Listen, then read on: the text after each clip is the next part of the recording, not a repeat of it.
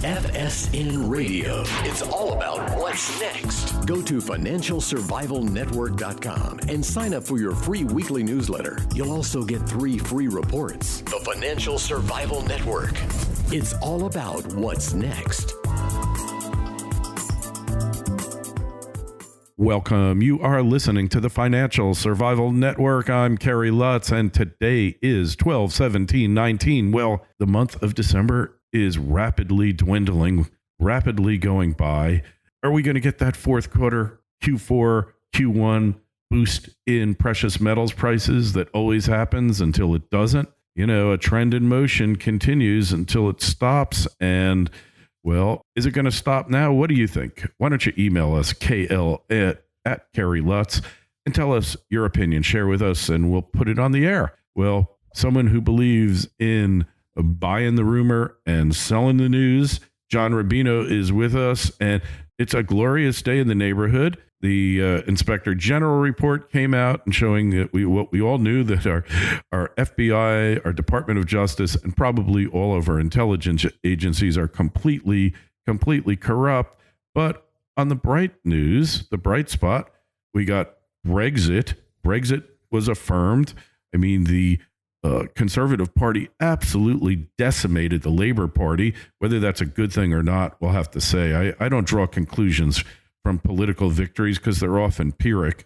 And then we've got the trade deal with China, which really doesn't settle a whole heck of a lot other than the fact that we're going to sell them hot dogs and hamburgers and soybeans, $50 billion worth of hamburgers. What's that going to do to the price of burgers at McDonald's? They'll have to go to plant-based burgers.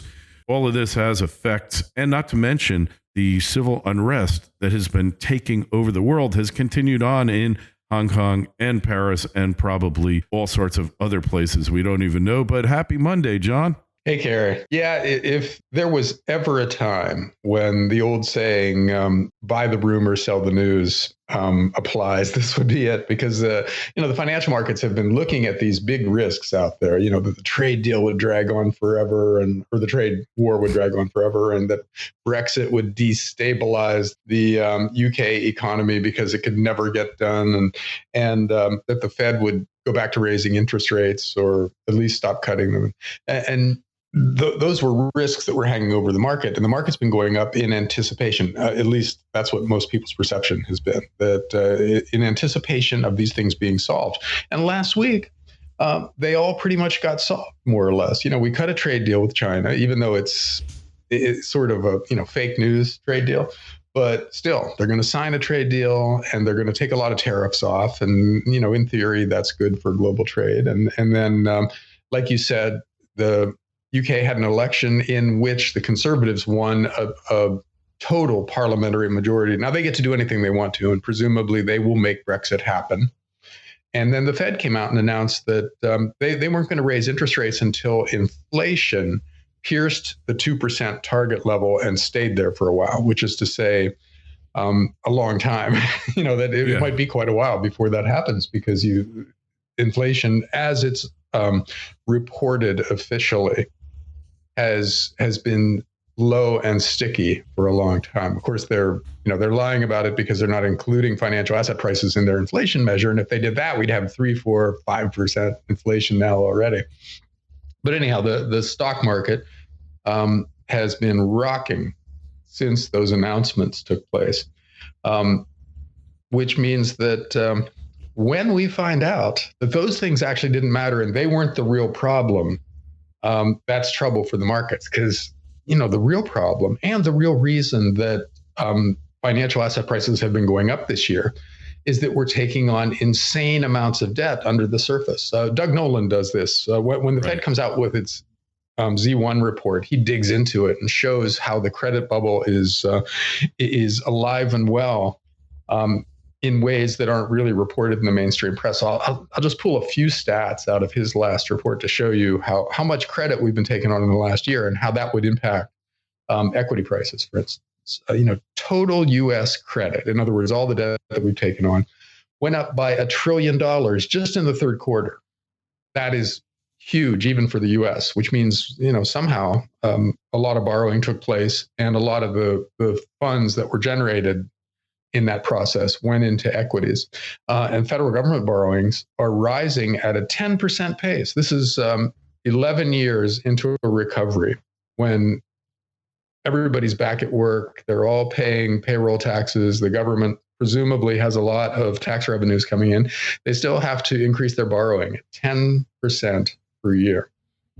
And the M2 money supply rose by $1 trillion in the last year, which is a rate of 7.3%, which is a really fast rate for money supply growth in an economy that's growing at 1 or 2%. So we're just deluging the financial system with new cash. And that cash has to go somewhere. So that's why stocks are up. That's why bonds are behaving pretty well. That's why real estate is soaring in a lot of places. So it has really nothing to do with us solving the trade war or Brexit or, really even what the Fed does going forward now. It's all about the amount of debt that we're taking on. So when we figure that out and realize that if the debt binge slows down and the financial markets tank, that's going to be a very scary realization. And it might mean that now is the time to be selling equities in anticipation of that realization. So we'll see. But, the old saying that you buy in anticipation of news and then sell when the news happens is a pretty good one for psychological reasons in the market. You hope and buy based on that hope. And then when that hope is taken away because the thing has actually happened, there's no real reason to buy anymore. So that's where we might be pretty soon. And I think it'll be fun to watch the financial markets and maybe fun to short them. I'm always wanting to recapture the feeling of 2008, 2009, when everything you shorted behaved the way everything you shorted tanked. So you made a ton of money by being on the short side. Yeah. I want to get back to that. So you think it's coming? I'm hoping that this is it. I don't know. According to Martin Armstrong, it's going to go up forever until we all die, John. Well, see, that's a legitimate argument. Maybe not till we all die, but as long as the U.S. is actually in better shape than the rest of the world, then terrified money from elsewhere will flow into the U.S. And it won't really matter what the PE ratio is on Google or anything like that. They just want to hide out here. So they buy U.S. assets at whatever price they have to pay. And that makes sense. I get that. But these valuations are just so crazy. They've created a target-rich environment for short sellers, and it's really hard for me to ignore that because I had a formative experience or a couple of formative experiences being short when it was a good time to be short, and this looks just like that. It's exactly the same thing as the tech stock bubble in 2000 and the housing and asset-backed security bubble in 2007. It's the same thing. Yeah. But with this added factor that the rest of the world is in such bad shape that maybe we have capital flows that affect the outcome this time around. I don't know. But Kerry, you were saying that in France, they now have civil unrest on a scale that might be threatening the viability of the government, and that kind of illustrates why terrified capital would be flowing into the U.S. because we're a mess. But we're not that kind of mess. We're the Taj Mahal of Baltimore, right? Hey, so would you believe, like last week's interview, we got 37 comments. Here, JRL Innovations said Rubino is the best. TL said, I thought people with bad names couldn't get elected, but then we got Barack Hussein Osama as president. All right, that is the exception that proves the rule. The name of the line that operated the Titanic, which I couldn't remember, I had brain freeze, was the White Star Line. Thank you for that, Peter. Okay. And we just got so many great comments here. John, I'm going to start going over them more. But it could be the truth, but I'd not take the BIS report as gospel. You never liked a comment of mine, Kerry. Is it because I'm full of crap? No, I'm going to like you right now, Stephen McSweeney. I kind of feel, John, remember we talked about the repo thing and the BIS came up with this elaborate explanation of what's happening. I'm not sure that it's the whole explanation, but it certainly could be a good part of it, John. I think we should just kind of go over that just for the heck of it, because it really got underplayed by the news. So I think, John, like the BIS report is probably the start of explaining what's going on with the refi market, but I don't feel like it's the complete explanation. Anyway, so let's get back to this civil unrest in China. It's happening there, in Hong Kong, and my belief is it's spreading to China, but we have a news blackout. We have the Great Firewall of China. They're not letting the info out. So the fact that they agreed to this deal, and there, a lot of you out there wrote me, this is total capitulation by Trump. He's given in to the Chi-Coms, and life as we know it in America is finished. I don't think it's that simple, John. Have you had a chance to analyze the deal to see if Trump got anything of what he wanted or what he wanted for the U.S.? Well, the details aren't out yet, but it's really, really preliminary as a deal in the context of the overall deal. In other words, it sounds like China just agreed to buy a bunch of U.S. agricultural products. By the way, it was an unrealistic number. Studies came out right away. 50 billion. Yeah, about how the world agricultural system couldn't accommodate China buying that much more stuff. It just wouldn't work. So, that's kind of a fake number. And it ignores the really big issues, which is intellectual theft on the part of China.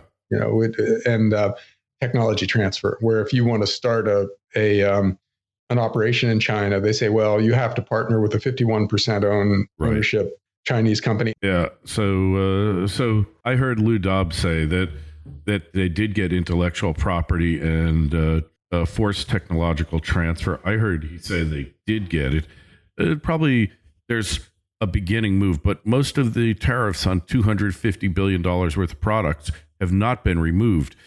Tariffs on about, I think it was about $25 or $30 billion worth of products have been removed, which means that that's about $9 billion less tariffs that the government's taking in. But the agricultural purchases, even though it's not going to be $50 billion or maybe over 10 years, they are going to happen. And the U.S.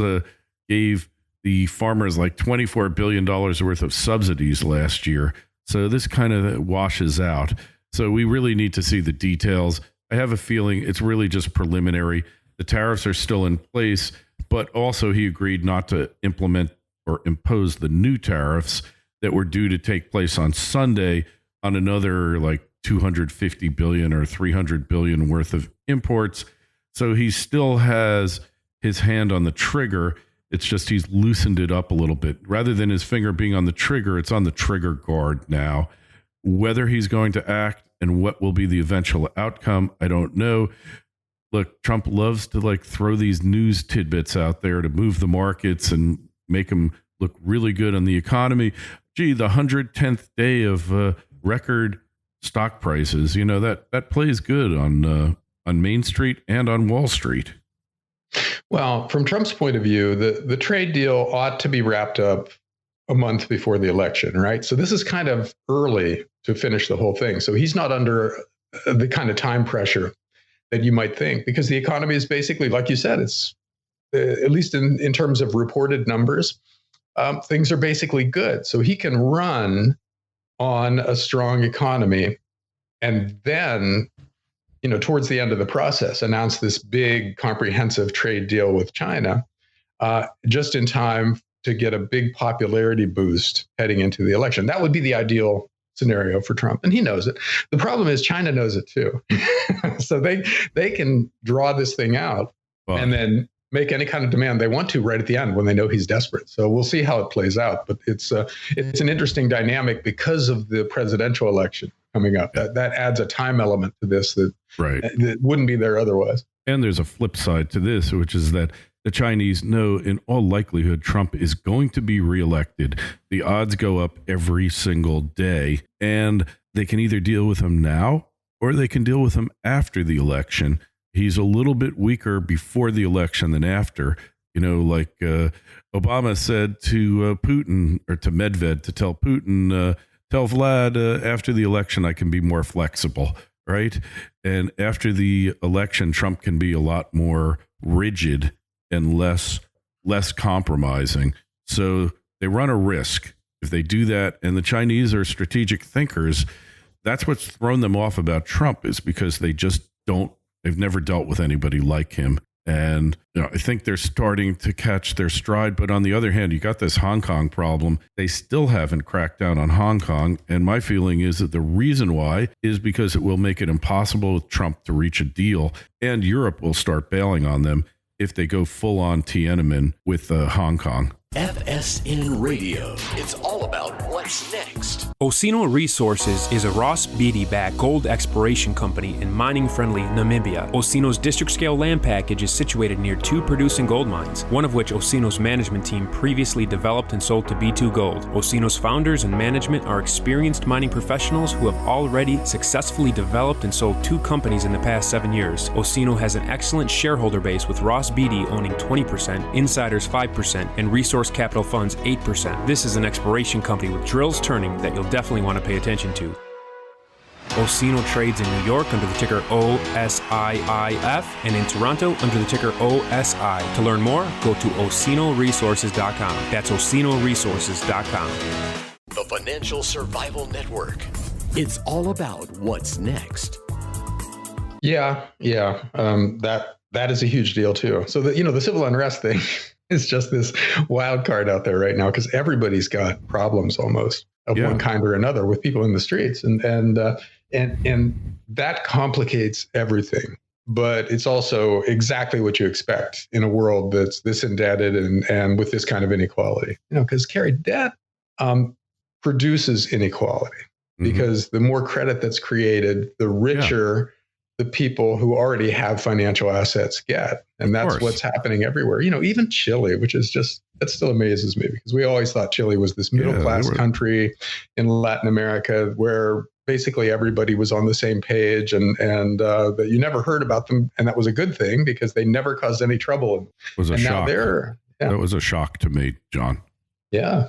So, France, you expect that kind of stuff. And in China, They have civil unrest every once in a while because they're a dictatorship. They're not a legitimate government. But I didn't realize Chile had inequality problems on the scale that apparently they do. So and of course the U.S. obviously. After this next election is going to be a really interesting time too, because we'll see who feels cheated and what they do. Somebody will feel cheated. Oh yeah, we will have civil unrest here, probably much greater than the last time, because he's going to be reelected. All right. I have a 95% confidence rating there, which is a little bit less than I had that he was going to be elected. But actually, I'm at least as confident he's going to be reelected. Get used to it. And, they're setting like unrealistic expectations, the Democrats, with this impeachment that will go absolutely nowhere. We wouldn't really talk about this, but the House Judiciary Committee, featured by that human blimp, Jerry Nadler, who is the poster child for failed bariatric surgery and is a blowhard and an all-around nice moron. He's pushed it through. This is where we're heading. We know it. And then when they fail on all fronts, they can't impeach him and convict him, John, and they can't beat him at the ballot box. There's such violence on the left. What's going to happen then, John? Well, who knows? We'll see, because the impeachment thing does look like a trap that the Democrats have walked into, and they will just continue to walk into, because once the Senate starts their investigation and has control over the witness list, then, you saw the Comey thing that just came out this weekend, right? Where it turns out the FBI cheated. Oh, imagine in order that. to start the investigation. There's gambling here. I'm shocked, John. I am totally shocked.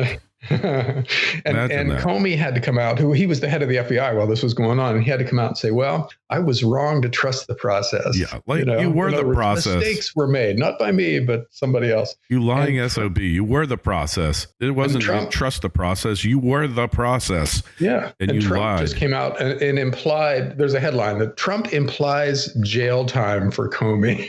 Yeah. So, so this gets nice really thought. interesting from here. And if the senators are allowed to call these guys as witnesses, then a lot of this stuff will come out, or at least there'll be fireworks when the guys they're calling try to deny stuff that is now part of the public record. So, so it gets way more interesting, and it kind of skews in Trump's favor, I think. I don't think there's any chance of him being removed from office in this process. No. But it's going to activate his base, man. It's going to just enrage the people who voted for Trump last time around, and probably bring in some middle of the road voters who just see this as an obvious attempt at a coup. Yeah, people that understand what impeachment means, that impeachment in and of itself doesn't mean anything. You have to be convicted and then removed. And you got this guy, Shifty Schiff, Adam Shifty Schiff. I don't understand. Like, when you look at the leaders of the House who are pushing the impeachment, it's Jewish people. All right. And I'm Jewish. I'm not saying this to be anti-Semitic. I feel like the Jews are being set up in the Democratic Party to take the fall for this, to shift the balance away from whatever power they have left in the party over to the perhaps Muslim faction. I'm not sure, but they're being set up. Schiff and Nadler are both being set up to take the fall here, because they are incompetent morons when you get down to it. Like, Jerry Nadler has always been a boob. No one ever took this guy seriously. Like I said, a bariatric surgery failure.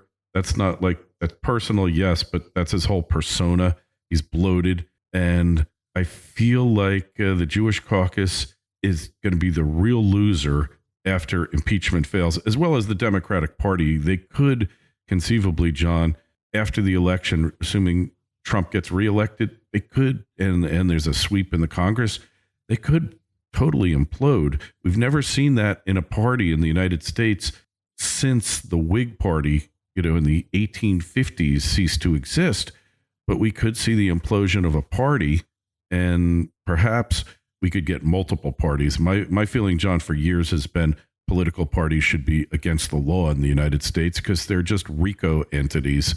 But anyway, I'm venting, but I think there's a lot more at play here than any of us realize. Yeah, we could end up seeing the Democrat Party split into two, because they're two factions, and there are always factions in a political party, and there's always the bomb throwers who want to get everything done right away and create a utopia, and the pragmatists who want to go incrementally, even though that's really boring and doesn't energize the base. That's always there, but there's a real schism between those two factions in the Democrat Party now. In a way that's going to make it hard for them to come back together and have 95% of them support one candidate. So it's possible. We get an American Socialist Party and kind of a center-left party out of the Democrats this time around. And, that's kind of a natural progression, I think. We probably could use 3 or 4 political parties overall so that everybody feels like they have a really good home instead of this compromise that they have to make every time around. Well, having, short of banning parties, then having 4 or 5 parties is a way to really take the power away from the parties and diminish them, because they'll have competition. We've got like the Greens and we got the Libertarian parties, but they're meaningless in the scheme of things, only in being spoilers like Jill Stein and like Ralph Nader, but they're not true spoilers, because you have the spoilers on the right as well, like Gary Johnson. He took away a bunch of votes from Trump that probably would have gone to Trump, but so we need 4 or 5 functioning parties. And because we don't have a parliamentary system, that wouldn't prove fatal. In the parliamentary system, it's fatal not having at least 2, but 3 dominant parties. When they really lose power, then it becomes like Israel, impossible to put together a coalition to make this thing work. Hey, John, anyway, I just realized we are like pressed for time here. So make sure you go check out John's site, dollarcollapse.com, and check out our site, Financial Survival Network, Twitter feed at Kerry Lutz, Facebook page, Financial Survival Network, and join our mailing list on Financial Survival Network and Dollar Collapse. We send out, John is prolific I'm not quite as prolific, but I got a newsletter coming out real soon. John, we will talk to you next week. Be well. Great. Thanks, Kerry. FSN Radio. It's all about what's next. Go to financialsurvivalnetwork.com and sign up for your free weekly newsletter. You'll also get 3 free reports. The Financial Survival Network. It's all about what's next.